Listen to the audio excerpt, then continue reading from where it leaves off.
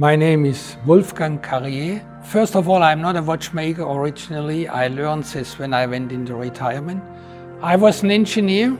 Today I'm a member of the committee of Chronometrophilia, the famous Swiss organization for watch lovers.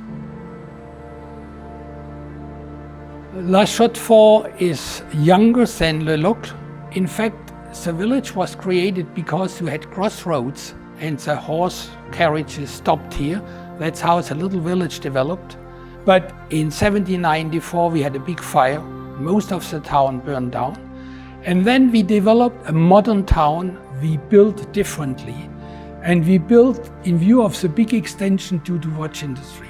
For the watchmakers, we had to have special distance between the row of houses. In wintertime, the shadow of the house in front should not cover the lowest level in the house behind, because there could be a watchmaker who needed direct light for working. In the summer of 1681, a horse trader came with an English pocket watch and it didn't function anymore.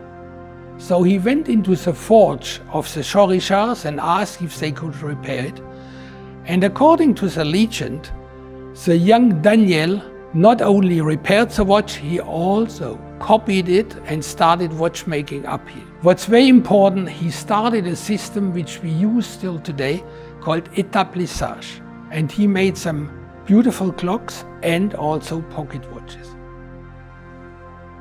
The Glocks were more or less made first in La Chaux-de-Fonds. For example, you have to understand that in 1766 we have about 67 clockmakers in La Chaux-de-Fonds, only 6 small watchmakers. In the beginning, a Pendulum-Neuchâteloise, a pendulum clock, was not very different from a French pendulum clock. But we developed a certain shape, and the French usually said the Swiss clocks are less nicely decorated but have the better movements. So Pendulum-Neuchâteloise was famous here in the area. Usually it's a gift you became when you got married.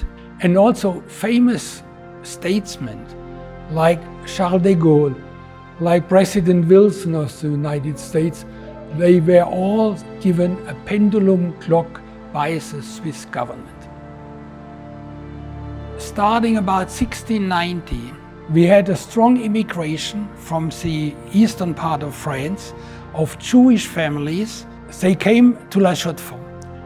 They knew about watchmaking and they saw the potential of the watchmaking farmers and small companies here in La Chaux-de-Fonds. So it developed very fast, much faster in La Chaux-de-Fonds than in other areas of Switzerland. And that was due to the Jewish families. And that's why we have this big synagogue, the one you can still see today at that time. Now naturally, by 1900, La Chaux-de-Fonds made more than 55% of all watches sold in the world. Today it's much less. However, by value, Switzerland presents about 60, maybe 70% on the world market in value. The region is still very important for watchmaking today. You still have many of the famous companies, crème de la crème, as we say, who have in Le Locle or La Chaux-de-Fonds their factories. So that's why we are right now in the International Watchmaking Museum of La Chaux-de-Fonds. It's the biggest watch museum in the world.